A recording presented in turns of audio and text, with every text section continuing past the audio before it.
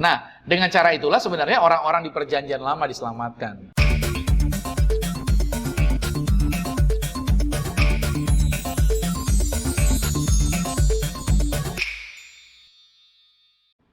Alkitab itu kan ada dua bagian, Pak, yaitu perjanjian lama dan perjanjian baru.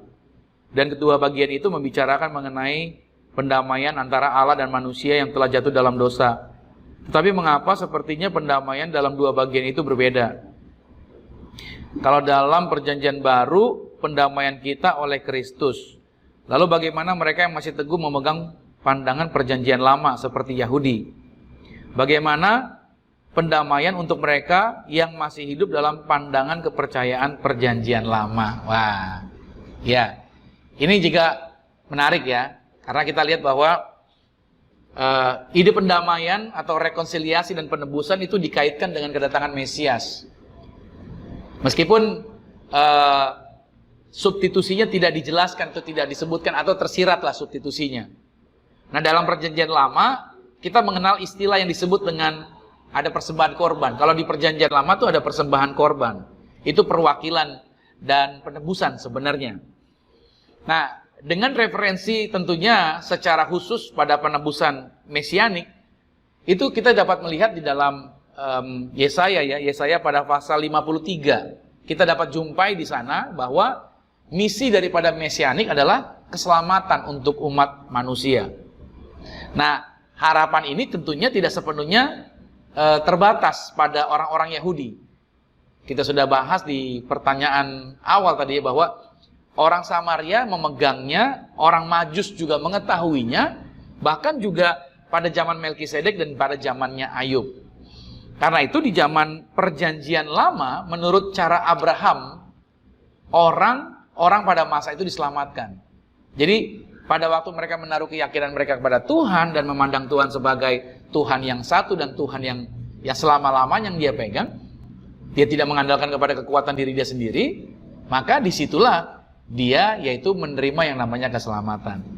Nah, jadi jika ditemukan iman yang bergantung pada kasih karunia Tuhan, maka disitulah dia menerima yang namanya memperoleh keselamatan itu sendiri. Nah, dengan cara itulah sebenarnya orang-orang di perjanjian lama diselamatkan. Karena orang perjanjian lama kan belum ada Yesus sebenarnya. Tapi masih sifatnya yaitu pengganti, artinya perlambangan-perlambangan yang ada di dalam perjanjian lama.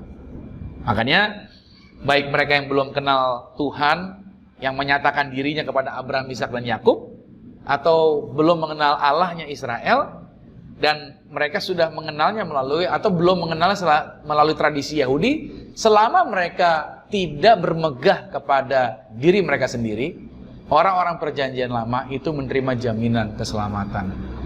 Kita sudah bahas tadi di dalam Galatia 3 ayat 6 sampai dengan ayatnya yang ke-11.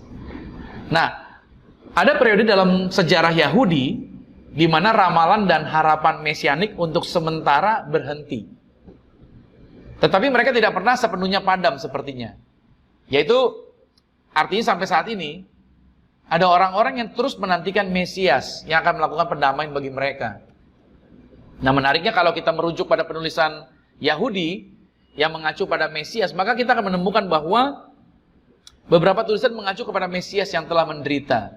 Jadi, Mesias yang mereka nantikan itu akan melewati penderitaan sebelum akhirnya lebih banyak akan berkuasa dan menaklukkan.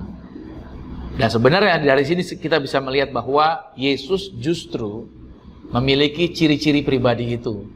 Tetapi mereka menyangkal dan menolak. Makanya orang Yahudi sampai hari ini mereka masih terus memegang konsep yang lama. Maksudnya orang-orang Yahudi yang tidak percaya bahwa Yesus sebagai juru selamat, sampai hari ini mereka masih menantikan, yaitu menantikan pembangunan bait Allah. Bait Allah yang ketiga berarti. Mereka masih menunggu itu. Karena bagi mereka yang akan membangun bait Allah yang ketiga adalah Mesias.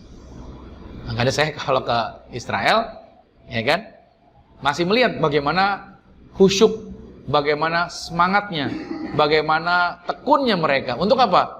Untuk mereka terus menerus berdoa di tembok ratapan, minta agar di balik tembok ini terbangun bait Allah yang ketiga. mereka terus berdoa. Mereka terus berdoa, minta seperti itu. Artinya, berarti orang di zaman sekarang masih memegang konsep yang ada di dalam perjanjian lama. Mereka masih berdoa seperti itu. Nah, mereka masih menanti.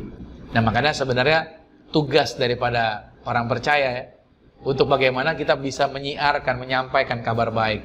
Tapi memang orang-orang Yahudi masih memiliki konsep itu sampai hari ini. Mereka menunggu yang namanya Mesias untuk datang membangun bait Allah yang ketiga.